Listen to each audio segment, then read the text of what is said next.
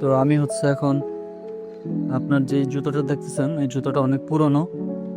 আম্মা অনেক বলতেছে যে এটা জুতা কেনার জন্য, বাট জুতা কিনতেছি না। তো এখন যাচ্ছে আমাদের মেইন রাস্তা দিয়ে হচ্ছে এটা আমাদের মসজিদে, ফাকদিল বাইতুল মাজার জামে মসজিদে। সাথে হচ্ছে এই যে লিটন উস্তাদে যাচ্ছে।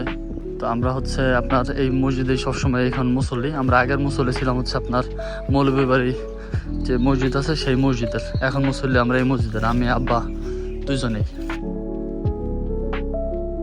Hey guys, good morning, welcome to my new blog. তো গাইস, আজকে হচ্ছে শুক্রবার, জুম্মার দিন, পবিত্র জুম্মার দিন। আমাদের মুসলমান ধর্মের যে পবিত্র জুম্মার দিনটা সত্যি খুবই খুবই খুবই একটা স্পেশাল একটা দিন। তো এখন যাব হচ্ছে নামাজ পড়তে। তো চলেন যাওয়া যাক। জুম্মার নামাজ পড়তে যাওয়ার জন্য আপনার সবসময় পাঞ্জাবি সুগন্ধি, পাঞ্জাবি পায়জামা সুগন্ধি টুপি এটা পরে যাওয়া সুন্নাত আমাদের মুসলমানদের জন্য। তো আমি হচ্ছে এখন আপনার যে জুতোটা দেখতেছেন এই জুতোটা অনেক পুরনো।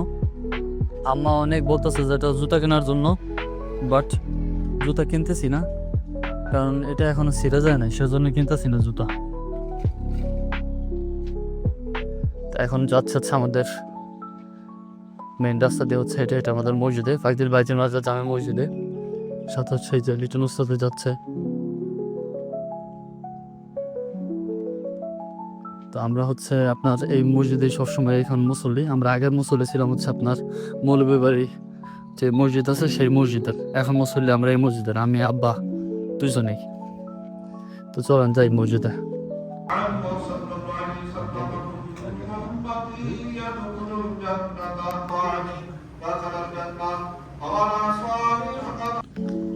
তো আলহামদুলিল্লাহ জুমার নামাজ শেষ করে এখন চলে আসছি বাসায়। এখন হচ্ছে বাসায় যাচ্ছি।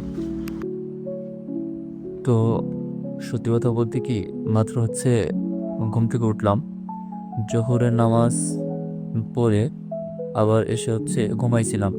আর আজকে কোথাও ঘুরতে যাই নেই।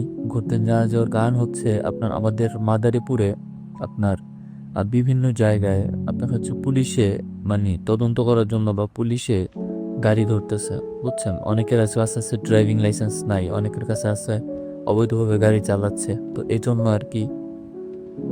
তো আর যে কোনো কারণে আমার যদিও গাড়ির ড্রাইভিং লাইসেন্স আছে তাতে কোনো প্রবলেম নাই, বাট তারপরে বের হয়নি কারণ মানে ঘুরতে যাওয়ার মধ্যে আসলে কেউ নাই।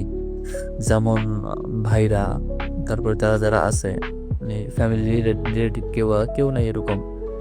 এই জন্য আর কি করবো, যখন জুমার নামাজ পড়ে এসে দেন হচ্ছে আপনার ঘুমাইছিলাম। ঘুমের থেকে যে মাত্র উঠলাম, উঠে হচ্ছে এখন আর কি মানে ক্যামেরাটা অন করলাম। ক্যামেরাটা অন করে আসলে আপনাদের মাঝে আসলে শেয়ার করতেছি।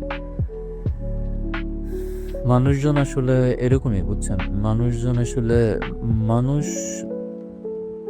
খারাপ হয় তার পেটের কারণে। মানুষ যে খারাপটা হয় সেটা পেটের কারণে, পেটের দায়ী হয়। কারণ পেটে যদি তার ক্ষুধা না রাখতো, আর তার যদি মানে চিন্তা ভাবনা যদি না থাকতো যে হ্যাঁ আমার অনেক খেতে হবে বা আমার অনেকটা ইনকাম করতে হবে, অনেক পরিশ্রম করতে হবে, তবে একটা মানুষ চাইলে সে সব ধরনের সব কিছু করতে পারে। আমি মনে করি সে সৎ পথে ইনকাম করবে, সেটাও সে করতে পারে। এই তো এখন মানে মানুষজন আসলে কি চিন্তা করে সবাই আমি জানি না, বাট আমার চিন্তা আমার একটু ভিন্ন ধরনের, আমার চিন্তাগুলো একটু ভিন্ন ধরনের।